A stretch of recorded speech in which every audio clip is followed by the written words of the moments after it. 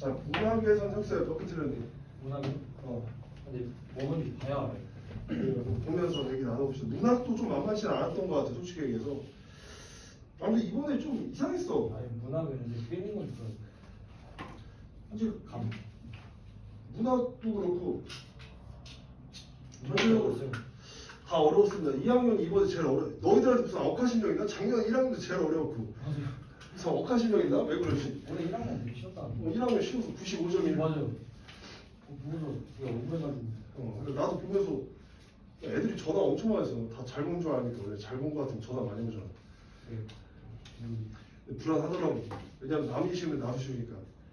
2학년은 내가 등급 보고 이상하다. 무슨 억하심정 있나. 자, 그래서 31번. 그래서 태희는 그냥 독서 못했던 거야. 네? 독서 못했었어. 네? 아니, 문제 풀 때 그냥 순서대로 풀었었어. 네. 독서 자신 있어서. 아, 좀 연습 많이 했어요. 알겠어. 태희야 그래서 몇 등 나왔니? 잘 모르겠어요. 확인해보세요. 민채는 기억 안 난다고 했나? 진짜 안 했다고 했나? 2등급? 잘했네. 다들 잘하네요. 역시 고수들인가. 우리 민우이는 몇 등 나왔다고 했지? 진짜 안 했다고 했나? 저 3등 정도. 다들 잘합니다. 열심히 하면 다들 내가 볼 때 수능대 잘 나오겠네요. 자, 그럼 이제 박인로의 노계가, 그 다음에 이태준의 자연과 문헌 이렇게 했어요. 그럼 일단 우리가 모의고사 보듯이 한번 봅시다. 보기를 한번 보는 거예요. 자, 보니까 작가는 전람을 체현한 후 강호에 은거하며 태평성대를 추구하고 있다. 그럼 여기서 사실 끝난 거잖아. 가는 강호, 그 다음에 태평성대. 뭔가 또 숙세랑 또 단절하면서 뭐 이렇게 지낼 것 같기도 하고. 자, 나를 보니까는 작가는 자연의 본질에 대한 통찰을 촉구한다. 이들은 일관되고 영수주의 가치를 지향을 해줘야 되는데, 일단은 나 같은 경우는 자연의 본질이야, 그렇지? 그거 체크합니다.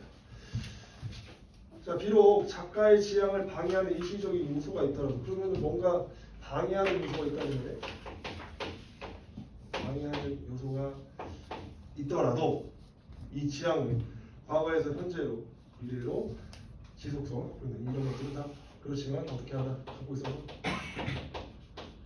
지속성을 갖고 있다. 그러니까 이것 따위는 있다 하지만 지속성을 갖는다. 그래서 뭔가 지속성이라는 건 뭔가 영원성 이런 걸 의미합니다. 한번 분석을 해보죠. 자, 분석하기 전에 이것도 한번 보고 가야지. 이렇게 명령형 어미 그러면은 아라나 어라 있는지 체크하고, 문답 그러면은 질문 던지고, 그러니까 의문형 어미를 확인하고, 그 다음에 답변, 대조, 그 다음에 시선 이동, 뭐 쳐다보겠지, 초월적 공간, 뭐 신선, 뭐 이런 거와 관련된 천상계 이런 거와 관련 게 있겠죠. 그래서 한번 가보도록 하죠. 자, 지팡이 짚고 바람 쐬며, 자, 바람 체크하고요. 누대의 맑은 경치, 아마도 깨끗하구나. 이렇게 됩니다. 영탄적 표현 시작하고 있죠. 이렇게. 물도 하늘 같고 하늘도 물 같으니, 물도 하늘 같고 하늘도 물 같으니. 그리고 같다는 얘기야, 그렇지? 푸른 물과 긴 하늘이 한 빛이 되고, 한 빛이 되었다. 한 빛이 됐다. 여기는 하나의 빛이 됐다는 얘기지. 이렇게. 그리고 이제 이런 건 여러분 좀 연세법이라고 볼 수 있잖아, 맞지?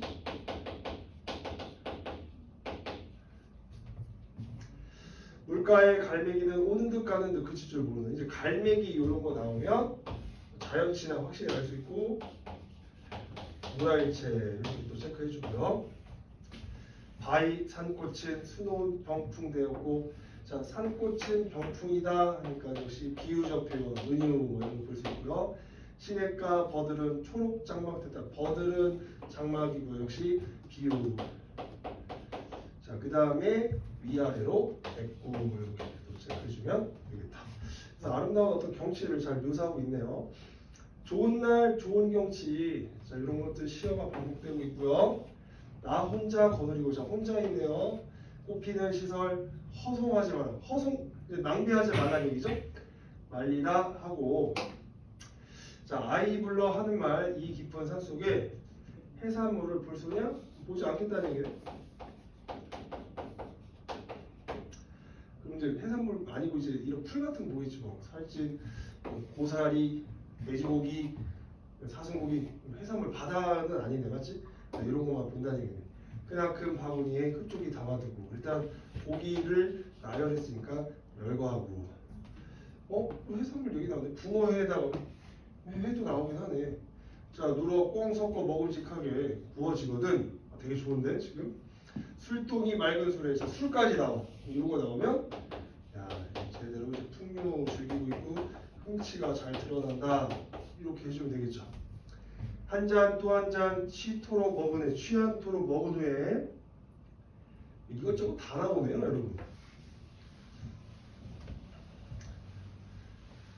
자 복숭아꽃 붉은비 되어 자 취한 낯에 뿌리는데 이렇게 되냐.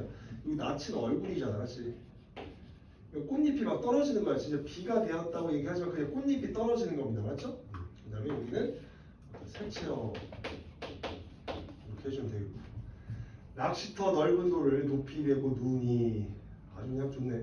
무이시 때 사람인가 결천시 때 사람인가 이거 각주 보면 알겠지만 아까 얘기했던 태평성대 인물이잖아. 그 얘기 딱 해주고 나오네 또 태평성대를 다시 보나 보는가 생각하노라. 그래서 지금 자기의 어떤 상황을 되게 만족하고 있네요. 이게 누구의 힘인가요? 서원이 아니신가? 임금의 은혜를 또 언급하네 또. 성은 임금의 은혜. 강우에 물러나는 임금 걱정에 언뜻 아이고 잊은 적이 없다네. 때때로 머리 들어 북극성 바라고 임금 생각하는 거지. 남 모르는 눈물을 하늘 끝에서 흘리도다. 왜냐하면 임금에 대한 그리움, 연군지정이 드러나 있네. 평생 품은 뜻을 빕니다. 하느님이시여. 자 이렇게 왠지 뭐 이런 것도 도치라고 또 볼 수도 있고요.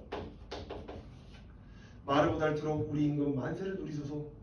자 이런 거에서 이제 만세를 누리소서에서 이쪽에 명령으로 볼 수 있죠. 사실 소망이긴 한데 뭐뭐 하소서 하니까는 명령, 소망. 태평한 3대 1월을 비추소서 이렇게. 영원토록 전란을 없애소서 이렇게. 벽양가를 푸르게 하소서 이런 식으로.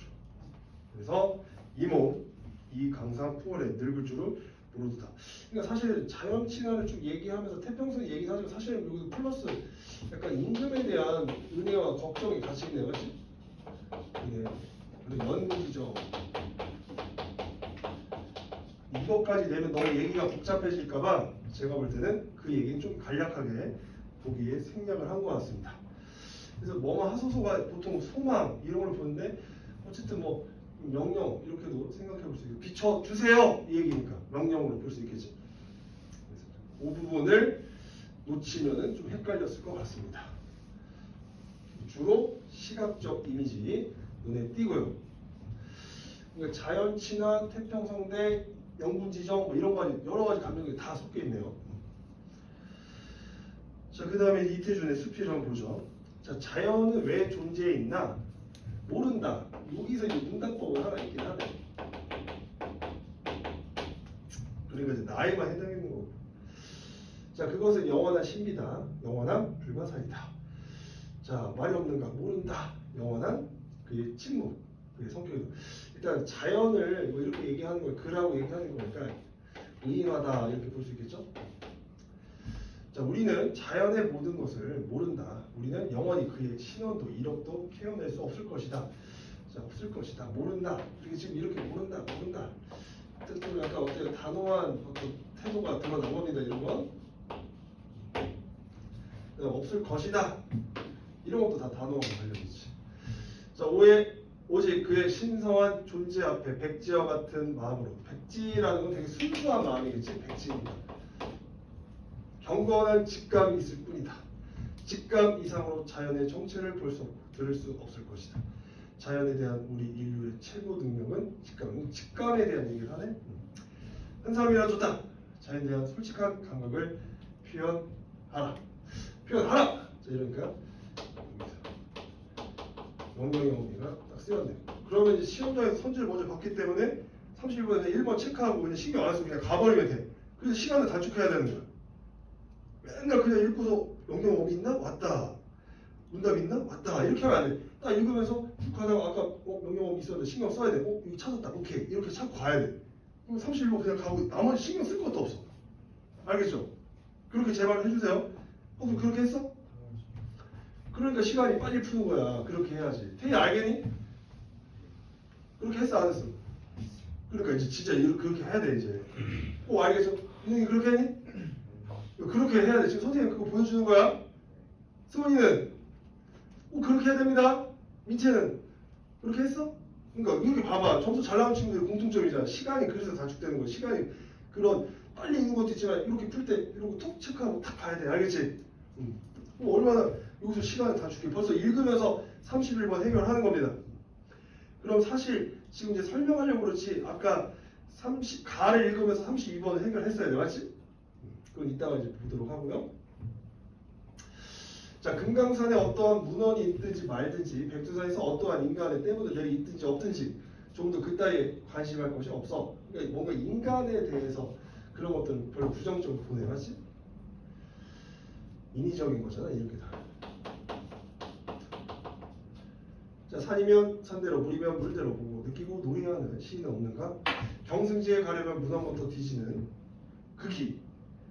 자, 독자의 감각력에 자신이 없는 사람은 예술가가 아니다. 그러니까 옛날 사람들 뭔가 참고하는 거 되게 좋아했잖아. 그러니까 그런 거 별로 안 좋아한다는 얘기야. 조그마한 학문가 고고의 사무가일 뿐이다. 빛나는 생명의 예술가는 아니야. 그렇지? 빛나는 생명의 예술가는 아니야. 왜냐하면 뭔가를 창조해야 되잖아. 느끼는 대로. 그게 키워드가 뭡니까 여러분? 지금 직감으로 얘기하는 거잖아. 우리가 이렇게. 그래서 직감을 지금 강조하는 겁니다. 금강산은 금강산 이름이라 붙여지기 전 훨씬 전부터 태국 때부터 엄연히 존재해 있을 것이다. 웅묘부인이 명령들이 하는 이름과 전설은 최근 일이다. 그러니까 역시 이런 거는 인위적인 거야. 이런 거. 본래 금강산과는 아무런 관계도 없는 그야말로 묵은지설이다. 소문거리의 모델로서의 금강산 12,000리 12폭이냐고 계산된 사파로서 금강산을 보지 못한 애들 필요가 무엇인가. 이 계산된 사파, 소문된 모델 이렇게 부정적이죠. 금강산이나 백두산이나 무슨 산이나 간에 그들은 태국 때부터 항구히 살아가지고 있는 것이다. 물은 지금도 흐르고 꽃과 단풍은 지금도 그들 품에서 피고 지고는 문헌과 전설이 자 무슨 상관인가 해서 이런 걸 다 부정적으로 봐야죠. 고안품이나 고적이라면 모르거든요. 죽을 줄도 모르는 생명의 덩어리 자연에 있어 문헌이란 별 무가치라는 얘기지. 아무 의미 없다는 얘기지. 흔히 시인들은 자연을 대상으로 한 시편에서나 기행문에서 너무들 문헌의 수족이 묶인다. 고안품을 보는 고안품은 이제 골동품 같은 걸 얘기하는 겁니다. 자, 자연을 보는 것 같지 않은 것이 흔히 독자에게 주는 유쾌하지 않다는 얘기지. 문헌은 학자들에게 던져둬라. 예술가인 언제 어디든 신대륙, 신세계에 할 것이다. 뭔가 새로운 세계라는 얘기죠. 새로운 인식의 중요성을 얘기하는 거다. 자, 그럼 32번으로 한번 가봐야 되는데 기억에서 미음에 대한 설명으로 적절하지 않은 거. 자, 뭐 아까 물은 하늘 같고 물도 같으니 푸른 물과 햇빛이 되거든 이렇게 되어 있습니다. 그래서 유사한 문장 구조. 물도 하늘 같고 하늘도 물 같으니 유사한 문장 구조 맞고요. 자연물 간의 경계가 사라진 풍감. 경계가 사라졌다는 건 뭡니까 여러분? 키워드가 있잖아. 한 빛. 빛이 하나가 됐다는 얘기잖아. 그래서 경계가 사라졌네? 이렇게 하면 되겠지. 자, 그 다음에 빗대어 화자를 둘러싼 일상생활에 빗대어 비유적 표현 쓰였다고 했잖아. 빗대어 여기 있네. 그걸로 또 체크해주면 되겠지. 자, 그 다음에 말리라 하고 허송하지 말리라 하고 뭐뭐 말리라 그건 맞아. 너무 하리라 이런 거 말리했다. 의지는 맞는데 학문수양 얘기가 아니라 지금 이거는 뭡니까? 자연 속에서 하는 자연 친화적인 작품이잖아. 그러니까 이거는 이게 어긋난 학문 수양과 자연 친화 완전 대조되는 단어잖아. 틀렸네. 정답은 3번 이렇게 주면 됩니다. 그러니까 근거가 항상 다 지문에 있어. 그러니까 그걸 자꾸 찾는 연습을 해야 돼. 자, 리을을 보죠. 여러 가지 재료들 나오잖아. 나열했다고 했잖아. 아까 열거했다고 했잖아. 그 다음 만족감, 흡족히 단어 딱 떨어지잖아. 오케이. 자, 그 다음에 붉은 색채어, 색채 이미지. 자, 그 다음에 취했다고 나와있잖아. 취유. 이렇게. 정답 3번. 이렇게 체크하면 되겠죠. 다시 보니까 왜 틀렸나 싶죠? 안 틀렸을 거야. 이거 맞췄지? 해야. 채점이 이제 제발 해. 이제 2학년인데 이제 정말 정신 똑바로 차려. 안 그러면 다 재수한다고 사측에서 밥 먹어. 진짜로 아무 대학 가도 돼. 재수하지 마. 알겠지? 정신 바짝 차려야 돼. 금방에 이제 1년 남았는데 올해 미친 듯이 할 때 내년에 편하게 공부할 수 있어. 그또 까딱까딱거려. 자, 33번. 자, 그래도 다들 웬만큼 봐서 선생님이 기분 좋네요. 다행입니다. 자, 보기를 읽고 가, 나를 감상한 내용으로 적절하지 않은 거. 가의 작가는 전란을 체험한 후 강호에 얘기한 거지. 그런지 빨리 볼게요. 자, 물가 갈매기. 뭐 자연 속에 지내는 거잖아. 그렇지. 영속성. 뭐 괜찮다고 볼 수 있겠지. 태평성대잖아. 맞죠? 가만히 앉아 있는 것은 시간이 흘러도 영속된 가치. 이런 태평성대에 이룬 사람들의 어떤 생활 모습, 그 가치가 이어지고 있다. 영어적으로 무궁화 없애소서. 태평성대 아무래도 박인로가 여러분 우리가 무항사 같은 장부를 보면 전쟁을 겪었잖아. 그러니까 이런 얘기를 그래서 더 쓴 거겠지. 4번 옥룡은 명동대와 같은 이름으로 자연을 규정한 것은 자연의 일관성과 지속력의 통찰. 아니야, 이거 다 부정적인 거잖아. 통찰이 아니란 말이야. 그냥 인위적으로 집어넣은 거니까 지속성의 통찰이 결과가 아니라 사람들이 관습적으로 그냥 이름을 붙이려고 하는 거지. 그래서 이런 거에 대해서는 부정적으로 봤잖아. 그래서 이거 적절하지 않지. 그 정도는. 4번 이렇게 체크하면 되겠다. 이해되나요? 자, 그 다음에 빛나는 생명예술관. 그러면 자기의 어떤 새로운 인식, 발상 뭐 이런 것들 써야 되고 키워드가 뭐였어? 직감이었으니까 느낌대로 표현해라. 직관을 통해 자연이랑 솔직한 감각을 들을 수 있어야 된다. 2번 이렇게 체크하면 맞겠지, 맞지? 자, 이렇게 해가지고 일단 한 짐은 또 가볍게 해결을 했습니다. 그럼 이제 35번으로 또 한번 출발을 해보도록 하죠. 조혜일의 매일 죽는 사람. 그래서 뭔가 이제 단역 배우의 어떤 이야기를 담고 있는 건데 이런 거 나오면 이제 또 보기를 먼저 봐야지. 보기 한번 보세요.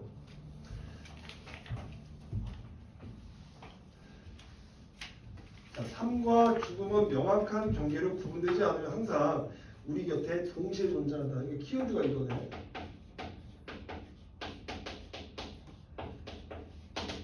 동시. 삶은 죽어가는 과정으로 볼 수 있으며 죽음 또한 삶의 과정이 있어야 존재할 수 있다. 과정인데 서로 필요하다는 얘기지. 그래서 죽음을 느낀다는 것은 역설적으로 살아있다는 것이. 죽음을 느껴야 내가 살아있다는 거야. 나의 어떤 존재. 맞죠? 그냥 아무 생각 없으면 살아있으면 오히려 못 느낄 수 있어. 그냥 왜 사는지 모르겠지. 그래서 죽음에 대한 걸 느끼면서 아, 내가 살아있구나. 그게 바로 생에 대한 감각과 의지, 죽음을 가까이 갈수록 강해지네. 그러니까 점점 어떤 삶이 더 소중해지겠지. 지금이야 너희들이야 아직 한참 먼 거 같으니까 그냥 하루하루 그냥 놀고 싶고 그냥 대충 보내고 싶잖아. 예를 들어 뭐 99세야. 그럼 대충 보낼 거야? 99세인데? 의미있게 하루라도 보내려고 할 거야. 99세인데 누워서 스마트폰 할게? 몸이 건강하면 어디라도 더 좋은 데 갈 거 아니야. 막 벚꽃 폈는데 폈네 하고서는 집에 있을 거냐고. 그럴 수도 있어 사실. 맞지? 나이 들어가지고 힘들어서. 근데 그렇진 않잖아. 우리가 좀 더 보려고 하고 더 경험해 보려고 하는 거잖아. 맞죠? 아니, 다른 말로 이런 거 하잖아. 예를 들어 고등학교를 한정지면 뭐 예를 들어 내가 고등학교 때 근데 연애 한번 해봐야 되는데 해서 막 갑자기 연애하고 싶기도 하고 그런 거 있을 수 있잖아. 그 시간이 한정돼 있을 때는. 맞지? 뭐 대학교 갔는데 대학교 때도 연애 안 할 거야? 내가 대학교 때 그래도 한번 연애 한번 해봐야 되는데 막 갑자기 졸업 다 돼가. 그럼 급해져 안 급해져? 안 급해져? 네. 알았어? 이게 무슨 말이야? 뭔가 다가올수록 이게 더 느낀다는 얘기야. 알겠죠? 그래서 죽음을 가까이 할수록 강해지라는 얘기지. 매일 죽는 사람은 살기 위해 매일 죽음을 연기해야 돼. 먹고 살아야 되니까. 자, 역설적인 거죠. 어떻게 보면 삶과 죽음이 혼재하는 상황을 보여주는 겁니다. 살기 위해 매일 죽는 이게 어떻게 보면 좀 역설적인 상황인 거지. 자, 그럼 이제 한번 보도록 합시다. 일단 보세요. 이게 이 글에 대한 설명으로 자 적절한 거 서술상의 특징인데 내적 독백을 직접 제시한 내면 의식의 변화. 이게 만약에 1인칭 시점이면 저런 게 특히 많을 것 같기도 하고 그게 아니라 만약에 초점하다 그래도 좀 가능할 수 있을 것 같습니다. 만약에 전지적 시점이어도 뭐 가능할 수 있고 근데 일단 포인트는 1인칭 시점이면 이걸로 정답을 만날 확률이 가장 높겠지. 왜냐면 이게 1인칭 주인공 시점의 가장 큰 특징이잖아 이게. 맞지? 시간 순서를 뒤바뀌어 이야기, 인과관계, 재구성 이거 역수행적 구성이고 해상, 교차 여러 인물이라고 하니까 이런 거를 만들긴 어려워 소설 자체가 맞죠? 전해들은 이야기를 전달하는 방식이니까 만약 1인칭 시점이면은 이게 본인의 체험을 더 얘기하는 거여서 이런 걸로 선지가 만들어지기 좀 어렵고 액자식 구성도 이제 특이한 거니까 딱 보이면 알겠지 그게 아니면 고를 이유가 없다. 그래서 이제 몇 인치 시점인지를 체크를 잘 했으면 하고서 바로 골랐을 거라는 생각이 듭니다. 그 다음에 무턱대고 읽지 말고 36번을 봐야지. 신장균 역을 맡은 배우 이건 잘 집중해서 읽고 그는 매우 지친 상태였습니다. 뭐 이런 거 채실 약간 잘 봐요. 두 번째 잘 주요면 나타지나 일찍 기가 되고 촬영을 마치고 돌아가는 그의 수중에 만족할 만한 수준의 현금이 있었고 버스에 오는 그는 몇몇 승객의 의식하고 불편함을 느꼈다. 그래서 이제 이런 장면들 좀 대충 기억하면서 읽어야 되겠습니다. 자, 한번 읽어봅시다. 자, 단역 전부 배우인 그는 일요일에도 촬영장에 나와 주인공인 신정균에 맞서는 악역, 고독성, 졸개 역할을 맡아 자, 촬영의 마지막 장면을 기다린다. 이렇게 되네요. 그러고 보니까 일단 1인칭 시점은 아닌 것 같은데 한번 좀 더 읽어보죠. 자, 그리하여 마지막 때이자 오늘의 주인공이 신장균과 고독성의 최후의 결판을 위해 장소가 어느 이름을 알 수 없는 왕릉으로 옮겨졌을 때 가을의 빛을 자 일단 시간적 배경이 나오니까 이런 거 나오면 표시를 잘 해줘야 돼요. 아 가을이구나. 햇빛이 서서히 길고 시작했다. 그러니까 해가 지고 있는 거지. 해가 지고 있는 겁니다. 그 시간의 흐름이 드러나는 거죠. 이제 밤이 되고 이럴 거야, 맞지? 그런 거 대충 보면 안 됩니다. 시분과도 잘 체크해야 돼. 자 그리고 그는 이미 기지매진해 있었다. 지쳤네. 어느 임금의 능인지는 알 수 없으되 그 거대한 규모의 무덤 앞에 그 임금의 생전의 위용을 말해주듯 번듯하고 널따란 잔디밭이 마련되어 있었고 잔디밭은 이제 한여름에 푸름을 입고 시들어져 누름빛을 띠고 있어. 그래서 뭔가 가을 분위기라는 거 다시 한번 알려주고요. 이런 것도 별건 아니지만 어떤 작품의 분위기랑 잘 어울리죠.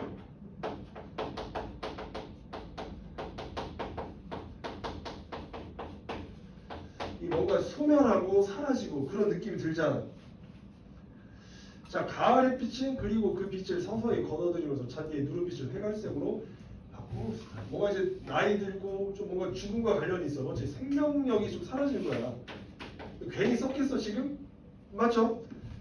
푸름 이게 어떻게 보면 생명력이잖아. 근데 그걸 잃었어. 시들어가. 점점 죽어가. 죽음에 가까워지는 거지. 자, 그는 수십 명의 다른 포졸과 함께 신장균을 세 겹으로 호위하고 있었다. 고독성을 뒷전에서 독점만 하고 있을 뿐 아직 앞에 나서지 않고 있었다. 포졸들은 신장균과 근접한 순서로 한꺼번에 선을 주먹을 시작했다. 언제 어디서 번쩍할지 알 수 없는 신장의 건강은 제 주인의 신변을 보호하기 화려하고 날카로운 곡선을 그려 의상 아닌 넉마를 걸친 한 목숨당 300원짜리 포졸들을 풀베듯 배워간다. 그래서 일당 같은 게 이런 거였나 봐지.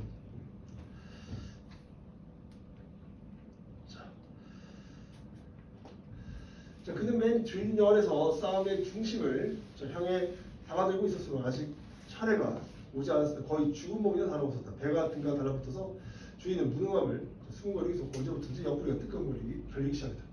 능망령이 재변하고 그는 생각했다. 주로 이제 그의 생각이 이렇게 많이 나옵니다. 사실 우리가 여기서 알 수 있는 건 이런 게 제한적 전지적 시점이지. 전지적 시점이지만 지금 제한적이라는 건 그 안에 초점이 다 가 있는 거예요. 지금 이야기가 다 그로 통하고 있잖아, 맞지? 그는 칼을 높이 끼고들고 몸을 신장균의 칼에 내맡기기 위하여 들어놓은 채 달려들어서 신장균이 칼이 번쩍했다고 생각했다. 다음 순간 그는 옆구리에 격렬한 통을 느끼고 쓰러졌었다. 배는 식용만 되는 것인데 신장균이 실수했으면 틀림없었다. 진검이 아니라 나무를 깎아 만든 칼에다 음부분을 바른 것이었으므로 외상은 대놓지 않을 것이나 지금 이제 능망이 여기 앞뒤가 통증이 있을 거 아니야. 참을 수 없는 것이다. 그러나 그 한 사람으로 말미암아 촬영을 중단할 수 없었다. 그는 참아야 했다. 먼저 쓰러진 포즈를 취해서 덧걸쳐 엎드려서 그는 이를 악물었다. 그러자 동통은 더욱 무겁게 절여진 것이다. 그러니까 지금 살려고 죽는 연기를 하고 있는 그런 비참한 모습이 좀 있네요. 자, 촬영은 아무 일도 없다듯 계속되었다. 그렇지, 뭐 그런 엑스트라 같은 사람 뭐가 중요하겠어? 마치 내 신장과 고독성의 최후의 결전이 벌어진 모양으로 이제 두 사람의 고함 소리와 나무 칼 부딪히는 소리만이 단조롭게 들려오기 시작했다. 촬영기에 저 타르르하고 가냘프고 둔탁한 음향과 함께. 자, 그리고 그는 자기의 목구멍에 차츰 죽은 사람의 냄새가 나기 시작했다고 생각했다.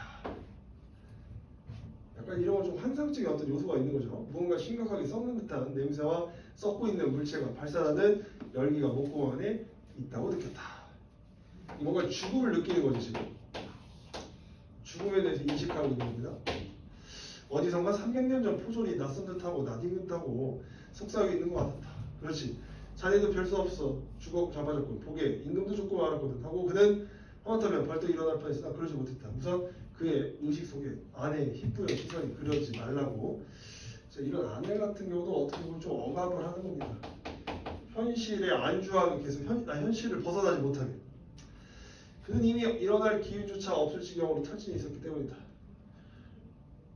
최 씨가 오늘 첫 번째 300원을 쥐어주며 그의 창백한 얼굴을 한번 힐끔 쳐다보니 야간 촬영인데 나갈 수 있겠냐고 물었다. 그러니까 상태가 좀 안 좋아 보여. 그는 이미 손가락 하나 움직일 수가 없을 지경이나 따라놨었다. 먹고 살아야 되니까. 라면 한 그릇 사 먹을 겨를도 없이 그리하여 최 씨가 그의 손에 오른내 두 번째 300원을 쥐어준 거야. 이걸 이제 버텨낸 거잖아요. 밤 11시가 넘은 시간이었다. 주연 배우가 무슨 까닭에서 나오지 않은 거. 자, 보통이면 밤을 꼬박 새야 할 일이 일찍 끝난 셈이다. 그러나 그는 그때 바로 눈앞에 사물을 판단할 수 없을 정도로 흐리멍텅한 의식 속에 있었다. 지금도 마찬가지다. 단지 자기는 집으로 향하는 버스에 타고 앉아 있다는 사실과 버스가 막차라는 사실, 그리고 몇몇 승객이 피곤한 얼굴을 들고 앉아있는 차창의 가여운 모습이 풍경처럼 망망에 빗들어지는 흐릿한 의식. 뭔가 지금 되게 피곤한 상태입니다. 그리고 자기의 주머니에 차장에 10원을 집어넣은 다음을 990원. 그러니까 600원 받았잖아, 맞지? 그래서 이 사실은 하늘에서 별을 따랐다는 사람이 있다면 그 사람은 한번 나란히 보고 싶을 정도로 굉장한 재수라기보다는 행운이라는 점. 좀 만족하는 건데 600원 받았잖아. 버스비 10원 내고. 자, 그는 단지 아직 죽지 않은 근육과 뼈의 무게만으로 그렇게 달리는 버스에 앉아 있었다. 자, 몇몇 승객이 자기를 바라보고 있는 것 같다고 느꼈으나 그도 분명치는 않았다. 분명치 않았다네.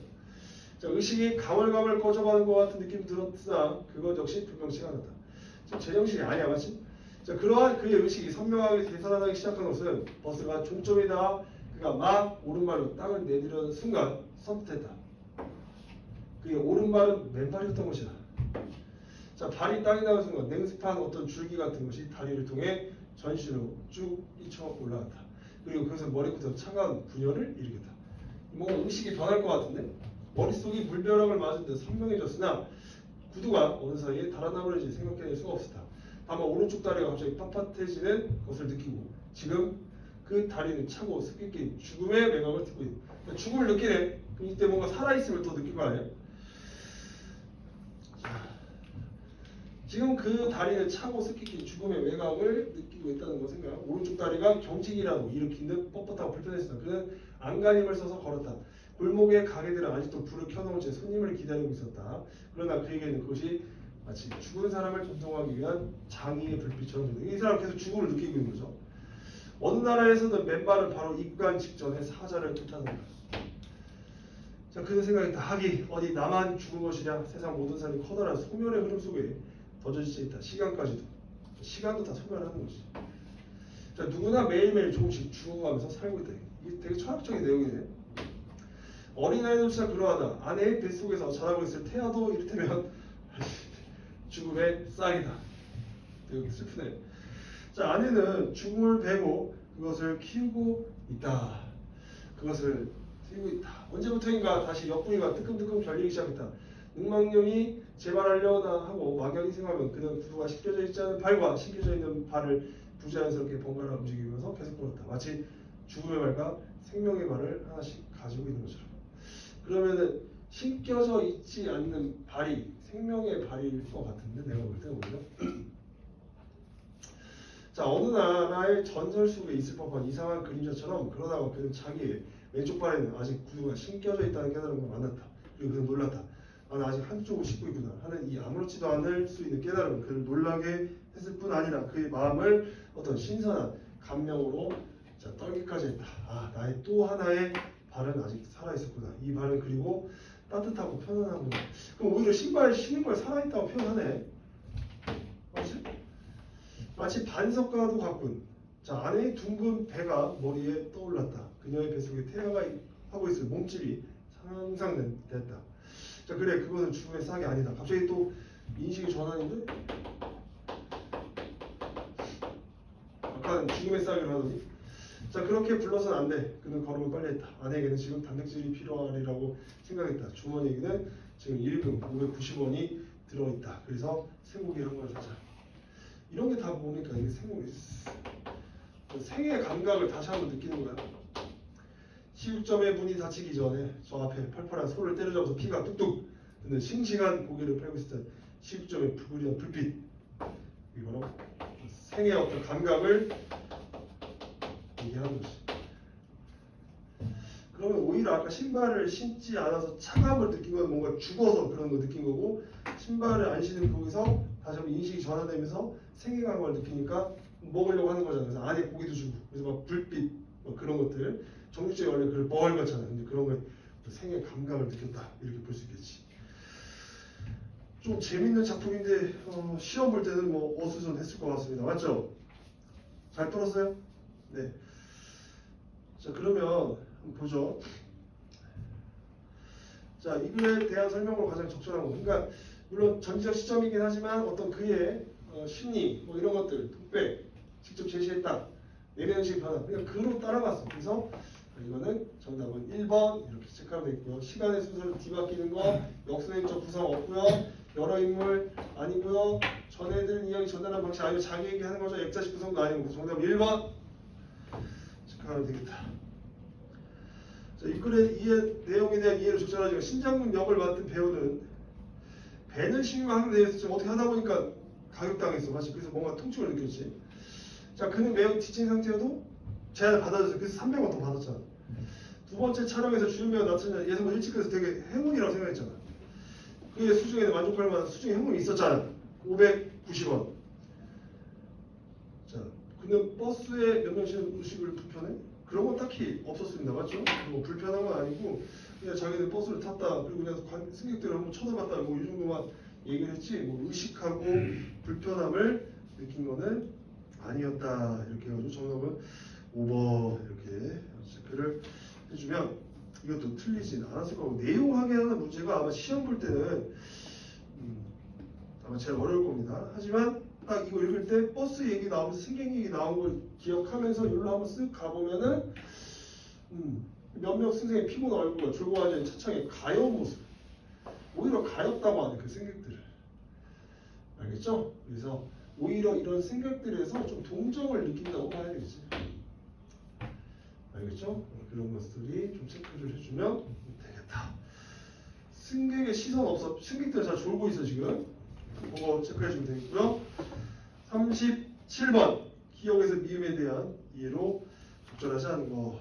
아까 그 얘기 언급했었는데 맞지? 뭔가 해가 지고 있는 상황 뭐 그런 거잖아. 맞지? 시간의 변화, 분위기 형성 이거 괜찮잖아. 맞지?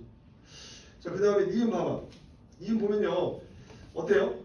300원짜리잖아. 먹고 살려고 그런 거 아니야. 그래서 보잘것 없는 거지. 맞죠?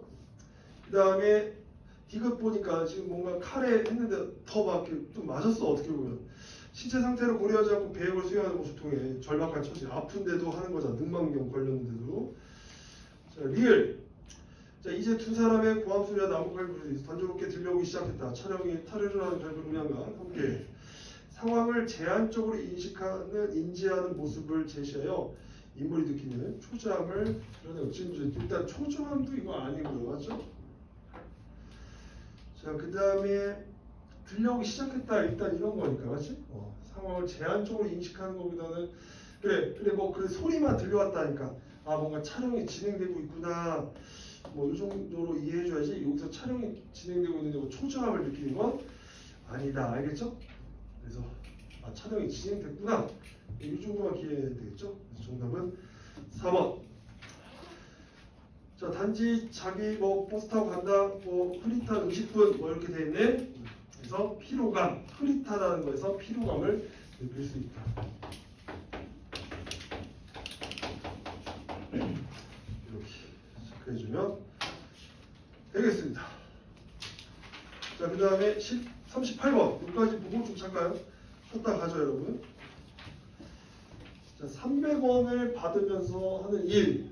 야, 참 아이러니하다, 맞죠? 살려고 막 일을 하는 거니까. 그래서 역설적으로 또 보여주고요. 죽은 척하고 쓰러진 자기 목구멍에서 죽은 사람이 있는데 그 죽음을 약간 인식하는 거죠. 자, 그 다음에 300년 표현 죽음을 느끼는 거잖아.